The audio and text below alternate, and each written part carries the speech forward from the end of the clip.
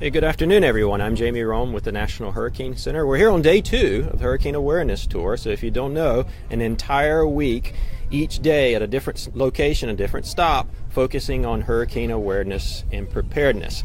So we've got both our aircraft. We've got our high altitude NOAA G4 behind us and our Hurricane Hunter aircraft, which is sort of the one that a lot of people really want to come look at. So speaking of preparedness and getting ready for hurricane season, so often in disasters, we focus and talk about what didn't go well and don't talk enough about what went well.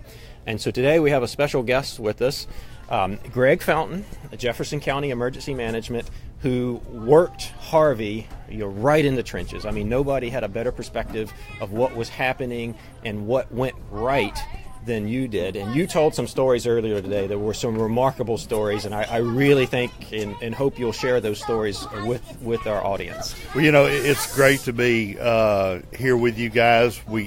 It's been 8 years since we've had Hurricane Hunter aircraft here at Jefferson County, and for these school kids to be able to come see the technology and what's available and how you guys make the decisions to help us make the decisions at a local level is fantastic. But yeah, this airfield was used not only to evacuate some people after the event, but there was a lot of private aircraft that brought supplies in unsolicited.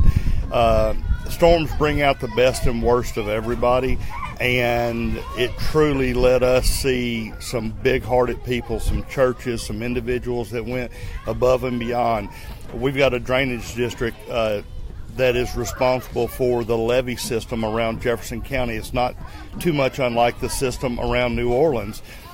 70-plus employees that tried to keep this area pumped out and were leaving their families behind. And we had a meeting with them, and over half of that group, their homes flooded. They were getting calls from their family members, their wives, their spouses, that the home was flooding, and they were still doing their job. Yeah, you were telling a story earlier today of workers physically working on the pumps and infrastructure, trying to keep those running at maximum capacity while their phones were going off from their homes being flooded, and yet those individuals did not yield that position to maintain the safety for the community. No, they told their spouses or family members that you've got to call John the neighbor, call so-and-so to help you. I can't leave where I'm at. I'm having to do my job.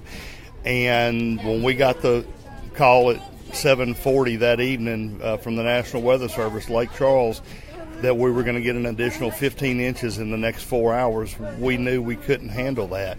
And people stepped up and did the best they could. I mean, everything from personal the Cajun Navy to just citizens. It was our first Facebook storm, and we put a message out, we need boats. We got inundated with phone calls from people, and then they would share it. People were calling from Dallas, from other states. I've got a boat, I can be there. And it was that good that came out of it. And, we had a couple from Kentucky, I believe it was, that called the office. Honeymoon couple, just got married. They took their money from their meant for their honeymoon, bought supplies to bring to Jefferson County, and drove down and delivered a 5x8 trailer, all that they could afford, and delivered it here. And that's what we saw more of that than we saw the bad. It was fantastic. I mean, that's a truly heartwarming story, and there's stories like that all across the nation. Everywhere we go, we hear stories about that, and that's what distinguishes a community that can recover or respond is the ones that have this connection, this whole community approach. Whether it's Jefferson County in southeast Texas or along Louisiana or Florida coast, I believe people that live along coastlines are a very resilient people because a lot of them are hardworking, everyday individuals, and they've been through something like this before. And if you look since Hurricane Katrina, it's been baptism by fire by many people that just keep reliving it, as where Rita was a windstorm and Ike was a tidal surge, and then we get a Harvey. We thought we've been through and seen everything. You get a Harvey that gives us 64 inches of rain at a gauge less than a half a mile from where we're standing. Yeah, that's truly remarkable. Now, I would say if you could wave a magic wand and have the listeners today do anything or learn anything to prepare them for June 1, what would it be? First call is to your insurance agent and make sure you have the proper coverages. You might not think you need flood insurance. A lot of people that live in apartments don't have flood insurance. It's inexpensive. Get it, as well as regular rental insurance.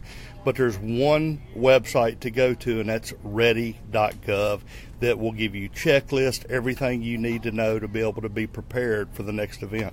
And the flood insurance and having our insurance checkout will be the topic of our Hurricane Awareness Week tomorrow. So check back with us tomorrow if you want to know more about hurricane insurance or getting insurance checkup. And any last parting words for residents to help them be prepared for the upcoming season?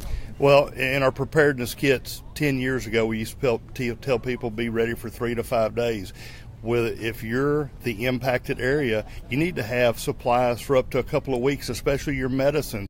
If you've got elderly family members, you're going to be responsible for them. Don't count on the government to do it for you. Nobody's going to take care of your mother, uncle, grandfather better than you will. Well, there you have it, straight from someone who lived a storm and worked a storm this past year. There is no better advice and no greater wisdom than somebody that's been in the trenches. So be prepared. Use this week to get ready. If you happen to live in Baton Rouge, we're stopping in Baton Rouge tomorrow. Please come out and see us tomorrow. I'm Jamie Rhome with the National Hurricane Center. Thank you so much for joining us today.